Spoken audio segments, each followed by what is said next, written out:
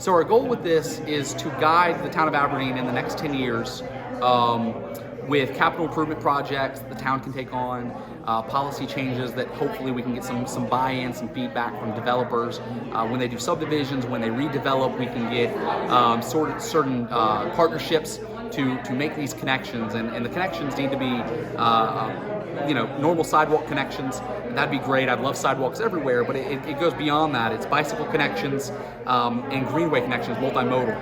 And if we can expand upon and connect all of these different systems, not just within Aberdeen, but hopefully our surrounding towns, Pine Bluff, Pinehurst, and Southern Pines, then we can create a walkable community from all of Southern Moore.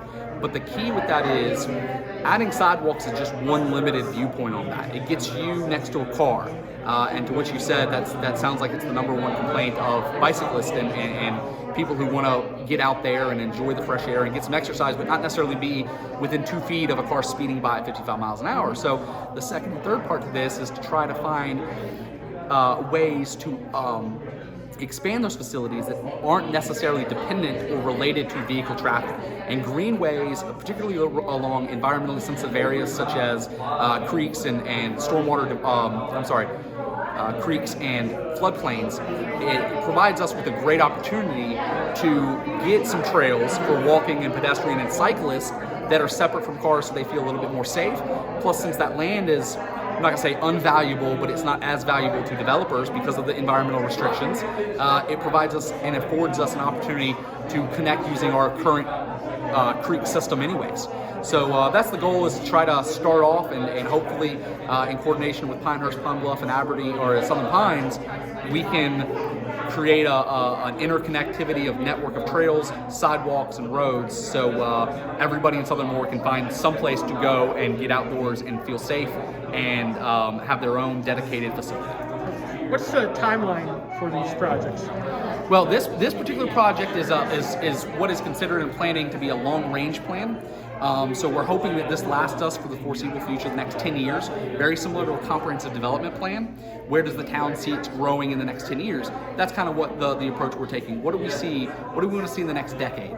And so the project that calls this meeting is this plan, the development and hopefully future adoption of this plan by the Board of Commissioners and the Planning Board. And then that will let staff go to either make policy changes to help work with those developers, help work with those home builders to try to improve some of these facilities or create these facilities from scratch. But it also gives the town a wish list for the next 10 years of projects that we can start knocking down. Maybe we need a sidewalk on this desolate piece of roadway, Midway, for example. Or maybe we need railroad crossings for pedestrians downtown.